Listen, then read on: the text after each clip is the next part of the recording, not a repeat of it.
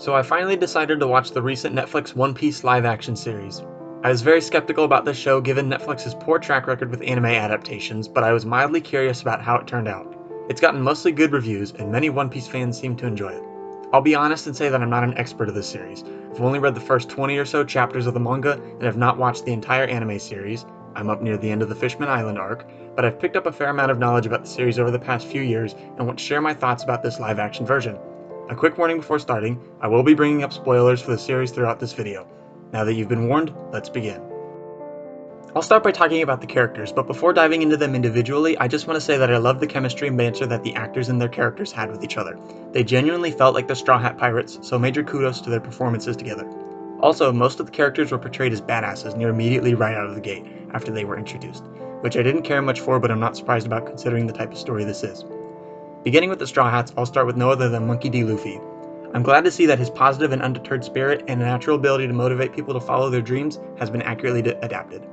His constant proclamations that he'd become the Pirate King felt childish and naive in this real-life setting, but it's also a direct adaptation of the original series. His stretching looks so goofy and unrealistic in this show, but I'm glad it wasn't tamed down because it gives it a fun charm that reflects how silly One Piece can be.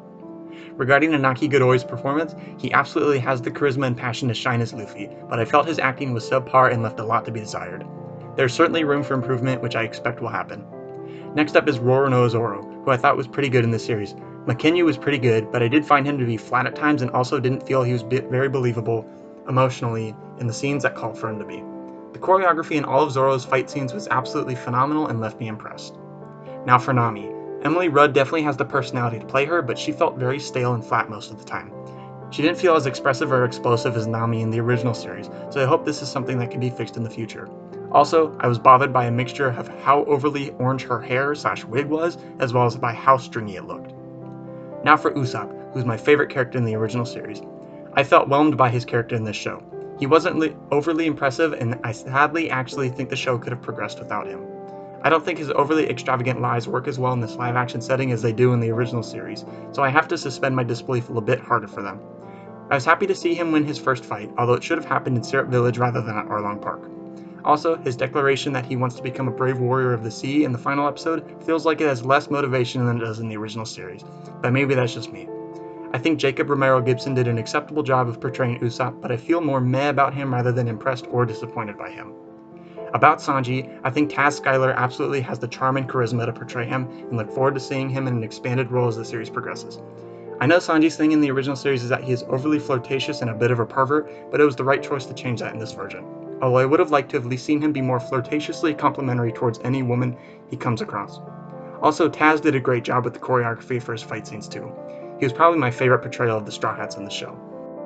What would One Piece be without its major side characters? Monkey D. Garp is very serious and temperamental, while in the original version he's very laid back and carefree like Luffy. He also begins pursuing Luffy near immediately after he first sets sail in this version, whereas he doesn't even appear in the original series until the end of the Water 7 arc. Despite his disdain for Luffy being a pirate, Garp only ever pursued him when ordered to by his superiors, but he's actively chasing him down on his own accord in this version. I think the producers should have waited to do this until Luffy got his first bounty, then they could have teased Garp's appearance at the end of the season. One more nitpick I have is that Garp now has a Celtic accent due to it being Vincent Reagan's natural dialect. He is of Welsh descent. But it doesn't really fit the character and also further makes it make less sense that he would be related to Luffy in this adaptation. Koby was very faithfully adapted, except now we are actually seeing his development as a Marine firsthand rather than hearing about it later on. In the original series, Koby was not seen after staying behind in Shell's Town until the end of the Water 7 arc, where he looked very different as he had improved as a young Marine. This change after his long absence was heartwarming in the original series, but that is taken away from this version since we're actively seeing this development happen.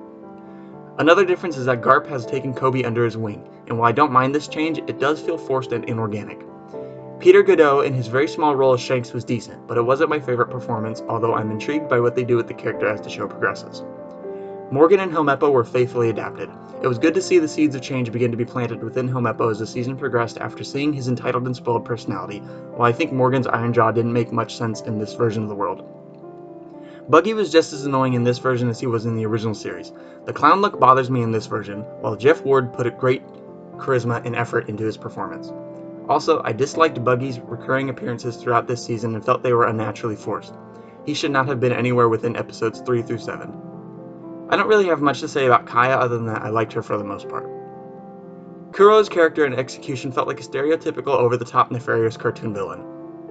I absolutely enjoyed Zeph. Craig Fairbrass was perfect casting and knocked it out of the park. Mihawk was definitely just as much of a badass in this version as he is in the original series and definitely gave off his typical too cool for anything vibe, but there was something about him that bothered me that I just can't quite put my finger on.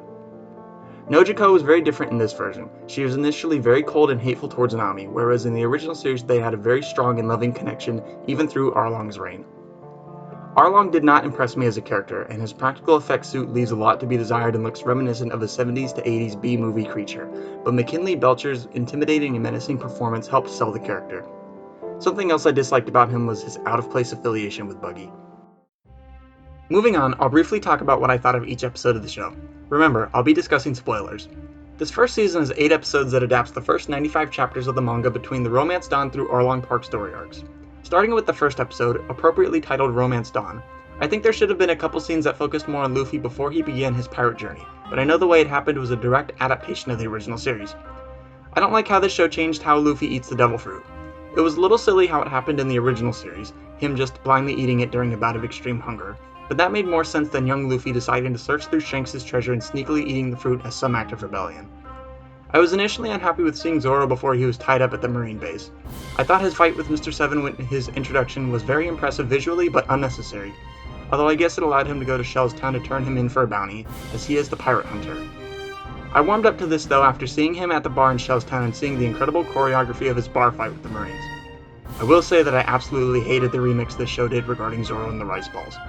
It felt more out of left field and unnecessary in this version, although still compassionate, whereas the original version did a better job of portraying how respectful and compassionate Zoro was about it compared to Helmeppo, which was I think ultimately what led Luffy to want him and his crew. While I had a lot of minor complaints about this episode, I felt it was an overall decent but not great pilot episode. I felt the tone and pacing for episode 2, The Man in the Straw Hat, was drastically different from the first episode. It was a decent episode. I don't know if the entire episode needed to be spent with Buggy interrogating the crew. I didn't think Buggy's crew fit into this version of the world of One Piece. I liked that they briefly showed Nami's reaction upon seeing the destroyed Orange Town, but didn't focus too much on that scene itself and instead had it leave an impact on her throughout the season. It was a great reminder that many pirate crews in the One Piece world are dangerous, overbearing, selfish, and unpredictable. It felt more impactful seeing the impact of the alluded to Buggy Bomb's ability rather than seeing them in action. The next 2 episodes were probably my least favorite of the series thus far. 3 major things I disliked about Episode 3, Tell No Tales, were abruptly cutting to the Straw Hats landing at Syrup Village rather than seeing them land there, the first appearance of Arlong as the show begins building him up as a major antagonist, as well as him allying with Buggy to capture Luffy, and the Marines arriving at Syrup Village in the midst of Kuro's attempted attack on Kaya. Episode 4, The Pirates Are Coming, felt sloppy. Zoro's flashbacks didn't make sense for this episode and would have been better served for the next episode, as Zoro didn't have a major role other than spending half of the episode trying to climb out of a well. Usopp and Kaya had some questionable moments, but I liked that this show played into a romantical relationship between them. I was confused as to how Luffy knew about Kuro's true motives because he had already passed out before becoming aware of them, unless he heard the chatter among the Black Cat pirates while unconscious? I don't know. For the last 4 episodes, I thought they were much better than the first 4. One of my favorite episodes of the season was Episode 5, Eat at Baratier. That opening conflict between the Straw Hats and Garp's fleet was pretty cool and a near-direct adaptation of the one that occurs as the crew leaves Water 7 in the original series. It was also intriguing that Garp contacted Mihawk directly to ask for his assistance in capturing Luffy, and this is a great tease for the Warlord system. In that very short Mihawk vs. Don Krieg fight scene looked good, but it was disappointing that was Don Krieg's only appearance in the show, considering his much larger role in the original series. Finally, Zoro vs. Mihawk was an incredible fight in this version. Episode 6, The Chef and the Chore Boy, was also interesting. Sanji and Zeph's flashback took up about 1/3 of the episode, which felt a little excessive to me. Another major element of this episode was Arlong at the Baratier and his initial fight with Luffy, which doesn't happen in the original series. 3 things I liked about this episode were Nami referencing Mont Blanc Noland and Chandra, Buggy's one-off line of shitidiots, which is now going to become part of my vocabulary, and Zoro's declaration to Luffy. Seeing Zoro grow to trust and respect Luffy as both a fighter and a captain has been great.